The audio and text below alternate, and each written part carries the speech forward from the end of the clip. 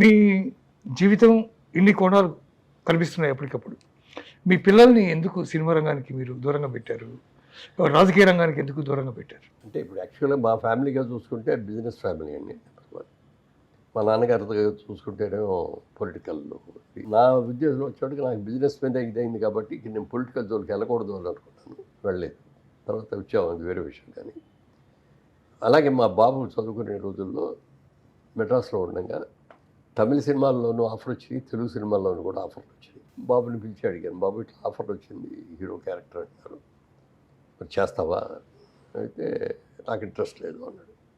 మరి ఏది ఇంట్రెస్ట్ నీకు అన్నాడు. నాకు మీరు అవకాశం పంపిస్తే అమెరికా వెళ్ళి ఎంబీఏ చేయాలన్నాడు. అలా పంపించాను. ఎంబీఏ అయిపోయింది, మళ్ళీ వచ్చాడు, మళ్ళీ ఆఫర్లు రావడం. మళ్ళీ అడిగాను, ఏం బాబు మళ్ళీ ఆఫర్లు వస్తాయండి? నాకు సినిమా ఇంట్రెస్ట్ లేదు నాన్నగారు, నాకు కూడా బిజినెస్ ఇంట్రెస్ట్, నేను బిజినెస్ చేస్తాను. సరే అయితే మేము చేస్తాం బిజినెస్లోకి దిగాయి, ఈ రియల్ ఎస్టేట్లోనే. అంటే వాళ్ళు ఎప్పుడు మిమ్మల్ని సినిమా ఫీల్డ్ గురించి మేము ఎంటర్ అవుతామని కానీ లేకపోతే అలా చేయాలని కానీ? నేను అడిగితేనే వద్దునో అన్నారు. నాకు బలవంతం చేయడం ఇష్టం లేదు. ఎవరికి ఏది ఇష్టం ఉంటే అది చేయాల్సిందే తప్ప.